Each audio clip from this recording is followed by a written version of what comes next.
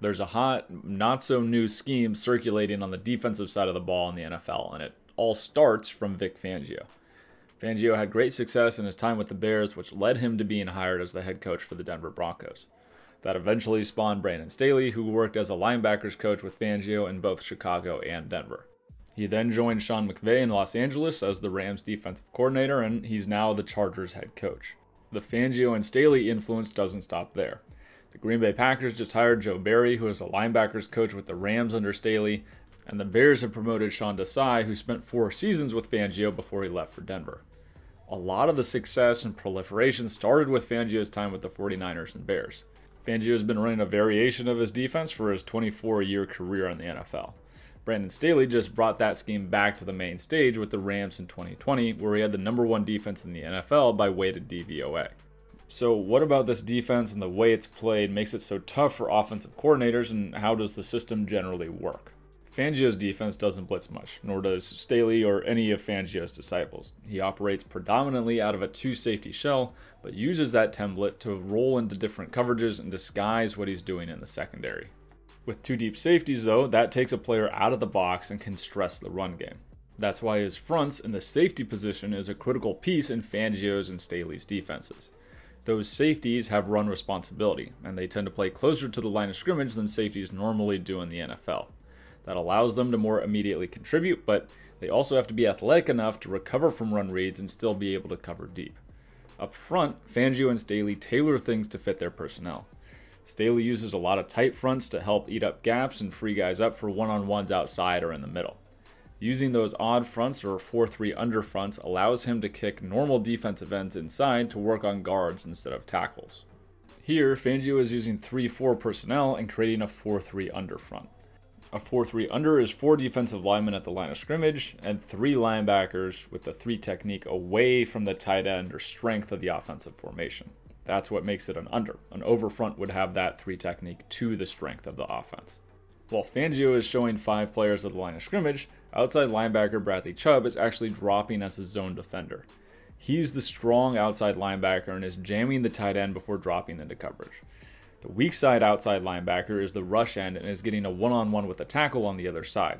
With the nose shaded to the right and an end outside the tackle, the Titans are forced to commit 4 linemen to those 2 players.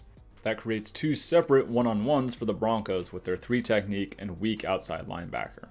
Those one-on-ones are created by the front despite the Broncos only rushing 4 against the Titans, who are keeping 7 in pass protection.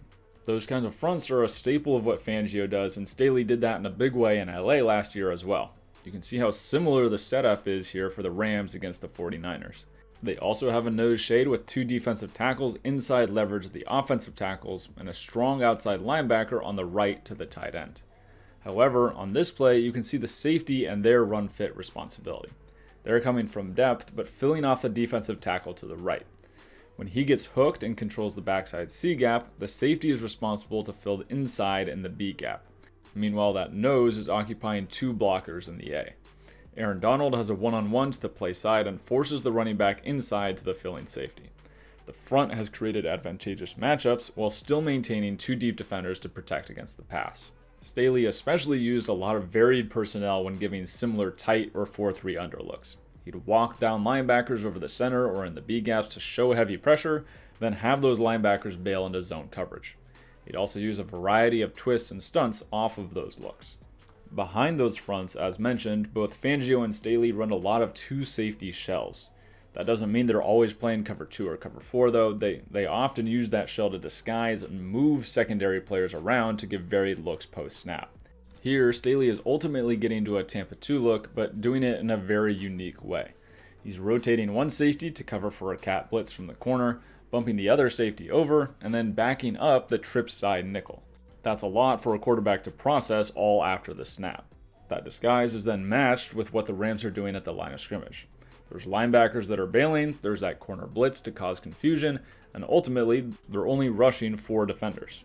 While he does it less, Fangio also likes to do similar things with his safeties and bump them around the field to be able to rob the middle, give coverage illusions, and double players on the opposing offense.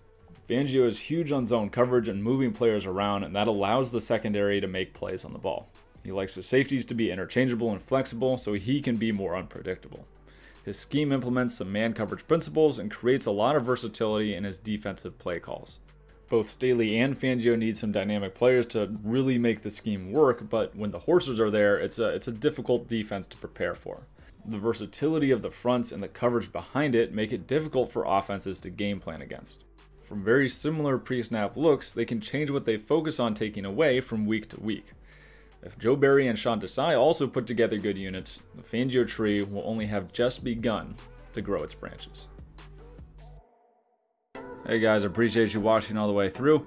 Make sure you drop a comment. Let me know someone, a scheme, idea, person who you want to see broken down here in the future. And make sure to check out the Football 101 series. Trying to post that every Monday. And I'll see you guys on the next breakdown.